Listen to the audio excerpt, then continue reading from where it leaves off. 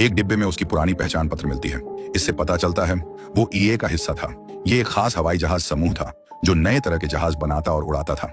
शायद ओवरगार्ड ने ऐसे ही जहाज में यात्रा की थी जो आर्कटिक के मौसम को झेल नहीं सका और गिर गया। लेकिन अब शिकायत का फायदा नहीं था। ओवरगार्ड जल्दी से मंजिल तक पहुंचने की उम्मीद करता है। यात्रा चलती है, तभी उसे एक विशाल पहाड़ दिखता है जो नक्शे में नहीं था। वो हेलीकॉप्टर से लिया बर्फ का औजार इस्तेमाल करता है। वो पहाड़ चढ़ता है और दूसरी तरफ समतल रास्ता ढूंढता है। वो रस्सी से सामान खींचता है, फिर वो औरत को स्लेज समेत खींचने की कोशिश करता है, लेकिन यह बहुत मुश्किल था। वजन इतना था कि वो नहीं संभाल सका। रस्सी उसके हाथ से छूट जाती है। स्लेज नीचे की ओर लुढ़कने लगता है। ओवरगार्ड पूरी ताकत से खींचता है, लेकिन स्लेज पहाड़ी के नीचे चला जाता है। वो देखता है इसे ऊपर नहीं खींच सकता। उसे पहाड़ के चारों ओर लंबा रास्ता लेना पड़ता है। ओवरगार्ड यात्रा फिर शुरू करता है, लेकिन उसे फिर रुकना पड़ता है खाने और आराम के लिए। उसे चट्टानों के नीचे एक गुफा मिलती है। प्रवेश द्वार बर्फ से ढका था। वो अपने औजार से बर्फ हटाता है और रास्ता साफ करता है। अंदर वो गैस टैंक से बची मछली पकाता है। वो औरत को खाना खिलाने की कोशिश करता है। भले ही उसकी हालत खराब थी, रात होने वाली थी, दोनों बस सो सकते थे, लेकिन ओवरगार्ड को कुछ आने की आवाज सुनाई देती है। वो ध्यान से सुनता है और एक जंगली जानवर की दहाड़ सुनाई देती है। वो सावधानी से उठता है और बर्फ का औजार पकड़ता है। कुछ सेकंड बाद सब शांत हो जाता है। उसे लगता है जानवर चला गया, लेकिन औरत खांसने लगती है। इससे विशाल सफेद भालू फिर आकर्षित होता है। वो और जोर से दहाड़ता है। वो गुफा में घुसने की कोशिश करता है, लेकिन छेद छोटा था।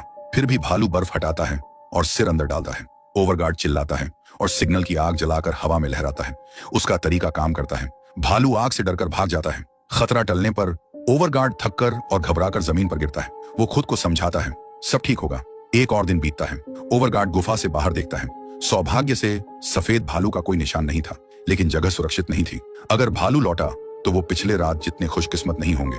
ओवरगार्ड औरत को स्लेज पर रखकर खींचता है और कुछ मीटर आगे बढ़ता है। रास्ता जैसे खत्म ही नहीं होता था और बुरा एक तेज बर्फीला तूफान शुरू हो जाता है। इससे उसकी नजर कमजोर हो जाती है। उसे रुकना पड़ता है। आसपास कोई गुफा नहीं थी। आगे चलना उसे और थका देता। वो औरत के साथ स्लीपिंग बैग में घुस जाता है ताकि दोनों तंग जगह में गर्मी पा सकें। इस मुश्किल हालत में घंटे धीरे धीरे बीतते हैं।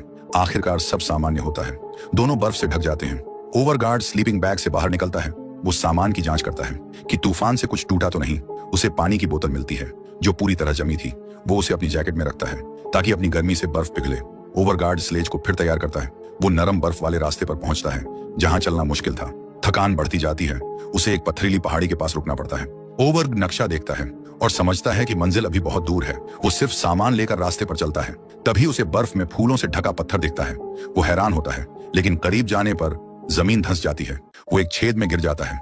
मिनटों बाद वो गुफा में जागता है। उसका दायां पैर पत्थर में फंस गया था। वो पूरी कोशिश करता है, लेकिन पैर नहीं निकलता। इतनी मेहनत के